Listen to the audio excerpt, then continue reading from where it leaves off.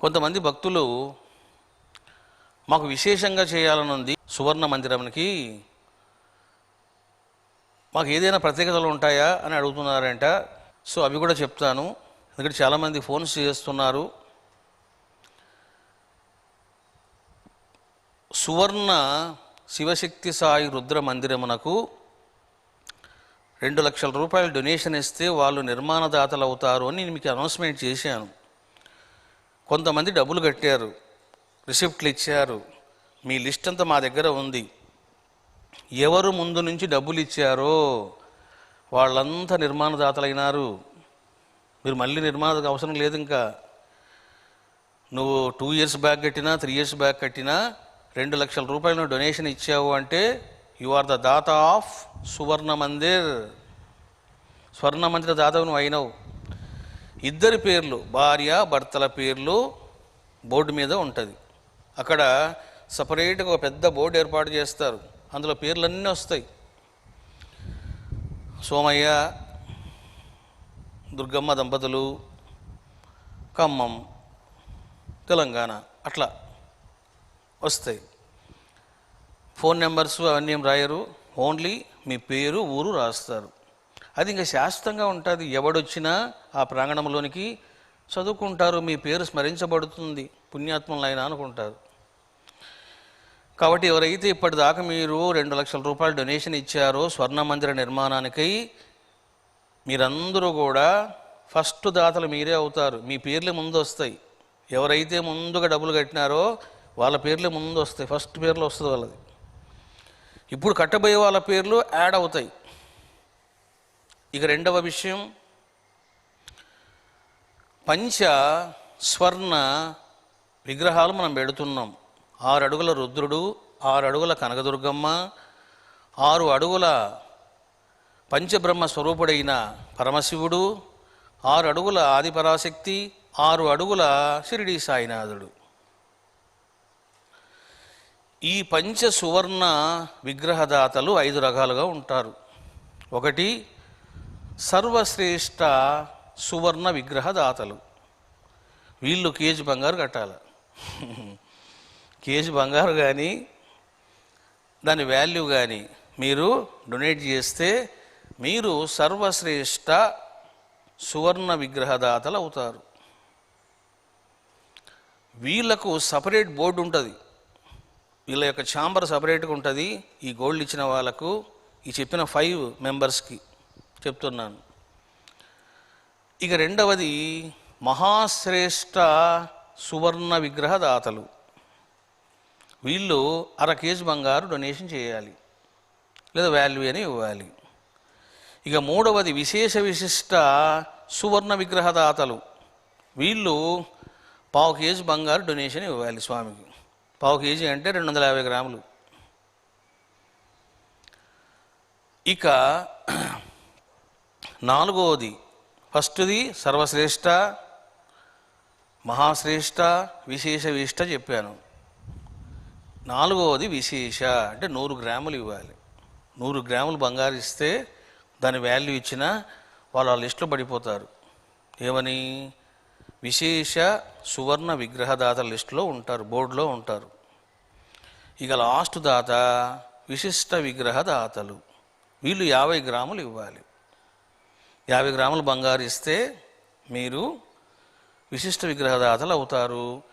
ఒకవైపు ఏమో ఆలయ నిర్మాణదాతలు, మరొక వైపు ఏమో సువర్ణ దాతలు ఉంటారు. ఇక బిలో 50 ఎవరు ఇచ్చినా కూడా వాళ్ళ రికార్డు ఉంటుంది మన దగ్గర, అంతే. ఎవరెవరు ఏమి ఇచ్చారు, 10 గ్రాములు ఇచ్చారా, 15 గ్రాములు ఇచ్చారా, 2 గ్రాములు ఇచ్చారా, 1 గ్రామ్ ఇచ్చారా, 1 తులం ఇచ్చారా, ఎవ్రీథింగ్ రికార్డు ఉంటుంది. అదంతా కూడా గ్రంథస్థం అవుతుంది. మీరు కూడా శాస్త్రం అవుతారు. రేపొద్దున ఆ బుక్లో ఉంటుంది, ఆ బుక్లెట్. ఇటువంటి మహోన్నత సువర్ణ మందిర నిర్మాణకై త్యాగం చేసినటువంటి భక్తులని అవన్నీ వస్తాయి. అవన్నీ మీరు చదువుకోవచ్చు తర్వాత, అవన్నీ కంప్లీట్ అయినాక వస్తుంది మీకు. ఈ రకంగా చెప్పాను బాబు. 3 సెంటర్లు డిసైడ్ చేశాము. ఒకటి హైదరాబాద్లోన ఎవరైనా బంగారు ఇవ్వదలుచుకుంటే మీరు కరుణాకర్ అని ఉంటారు మన యొక్క అకౌంటెంట్, ఆయనకు హ్యాండ్ ఓవర్ చేసి మీరు మహాపీఠానికి తెలియజేయాలి. ఏమని? మీరు ఏమేమి బంగారు ఇచ్చారు అని తెలియజేయాలి. ఆయన నుంచి కూడా మాకు రిపోర్ట్ వస్తుంది. అప్పుడు రెండు బ్యాలెన్స్ అవుతాయి, మీరు ఏమి ఇచ్చారు, ఆయన ఏం తీసుకున్నాడు అన్నది. ఇక రెండవది విజయవాడలోన రజిత ఉంటుంది. రజిత ఆమెకు హ్యాండ్ ఓవర్ చేయండి. విజిత అనుకుంటా, ఈ ఏంటో రెండు పేర్లు పెట్టుకున్నారు, రజిత అని. రజిత అంటే ఆమె సిస్టరు.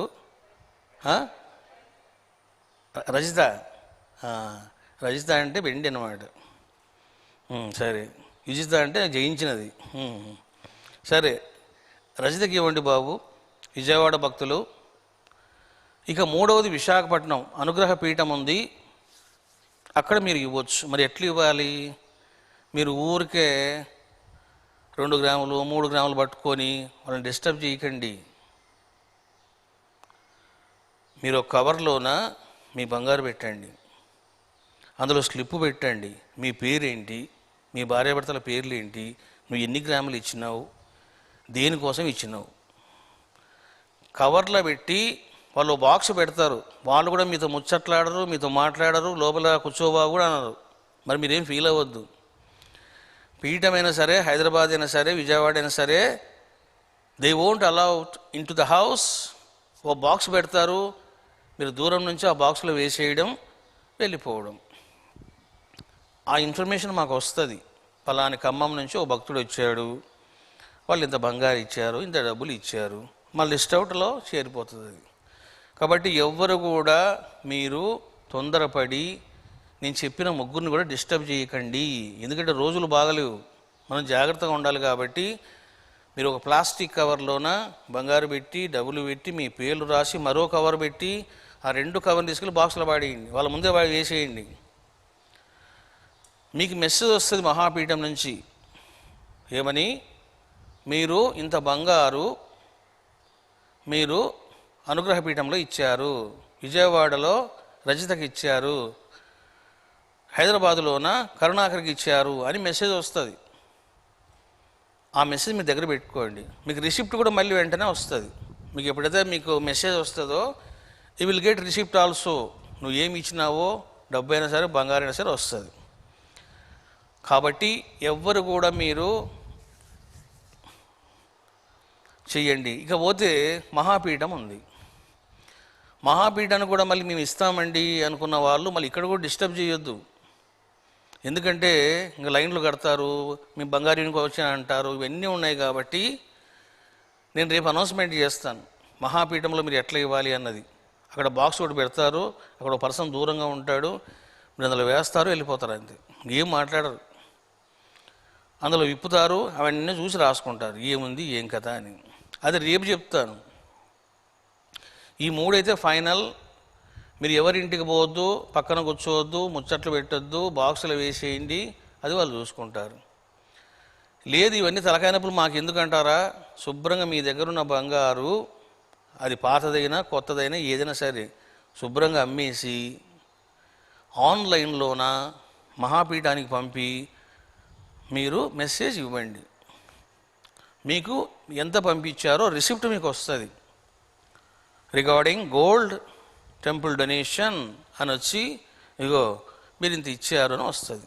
కాబట్టి మీ ఇష్టమే, మీరు ఎలాగైనా పర్వాలేదు. ఎందుకంటే యూజ్ చేసిన బంగారు, పాత బంగారు ఏది ఉన్నా కూడా అది కరగదీస్తారు. అది కరగదీసి ఎంత వస్తుందో అంత వాడుకుంటారు, మిగతా అంతా పోతుంది. అది మీరు చేసినా ఒకటే, మేము చేసినా ఒకటి. కాబట్టి మీ శక్తి అనుసారం మీరు చేసుకోండి. ఈ రకంగా మీకు అనౌన్స్మెంట్ ఇచ్చాను బాబు, చక్కగా వినియోగించుకోండి. ఆల్రెడీ మీకు నేను చెప్పాను, పౌర్ణమి నాడు అనౌన్స్మెంట్ ఇచ్చాను, వర్క్ ఆల్రెడీ స్టార్ట్ అయిపోయింది. ఇంకొక 10-15 రోజుల్లో దిగిపోతుంది బ్యాచ్. ఇంకా వాళ్ళు వచ్చి దిగారు అంటే పటపట్లాడిస్తారు. అంటే వాళ్ళంతా కూడా పెద్ద కంపెనీస్ వాళ్ళు, మన వాళ్ళు చేసే పనులు కావు అవి. ఎందుకంటే 24 అడుగుల ఫీట్ టాపు స్లాబ్ వేయాలి, 243 అడుగుల పొడవు, 126 అడుగుల వెడల్పు. ఎక్కడ వేసేది? ఇది మామూలు మనుషులు వేయలేరు. దీనికి పెద్ద పెద్ద కంపెనీసే వేస్తారు, తొందరగా కూడా వేసేస్తారు. అది కాబట్టి ఆల్రెడీ స్టీల్ గురించి, సిమెంట్ గురించి, కావలసిన మెటీరియల్ గురించి all quotations are collecting. Within 10 to 15 days the work will be start. ఒక మోస్తరులో స్టార్ట్ అవుతుంది వర్క్. కాబట్టి ఇంకా లేట్ చేయొద్దు. ఇంక లేట్ చేసే క్వశ్చనే లేదు మేము కూడా. ఎందుకంటే కరోనా ఉన్నా కూడా మేము అన్ని జాగ్రత్తలు తీసుకొని వాళ్ళు వేరే ఉండడానికి వాళ్ళ యొక్క వసతులు, భోజన వసతులు, వాళ్ళ పని వాళ్ళు చేసుకోవడమే. నేను కూడా వెళ్ళినా మాస్క్ కట్టుకొని దూరంగా ఉండి చూస్తాను అంతే. వాళ్ళ దగ్గరికి వెళ్ళి మాట్లాడడం కూడా ఉండవు. నేను కూడా దూరంగా ఉండి మానిటరింగ్ చేస్తూ ఉంటాను. వాళ్ళకు కూడా టెస్టులు అవుతాయి. టెస్ట్లు అయిన వాళ్ళే లోపలికి వస్తారు, పనులు చేస్తారు. మీకు ఆల్రెడీ నేను శివరాత్రి వరకు టైం ఇచ్చాను. ఈ లోపలికి ఇచ్చిన వాళ్ళే మీ బంగారు కానీ, డబ్బులు కానీ విగ్రహాలకు ఉపయోగపడతాయి, కన్స్ట్రక్షన్కు ఉపయోగపడతాయి. మీరు లేట్ చేస్తే మళ్ళీ అవి కొంచెం స్లో అవుతాయి. అంటే వేరే రకంగా ఉపయోగపడతాయి. వేస్ట్ ఏం కావు కానీ వేరే రకంగా ఉపయోగపడతాయి.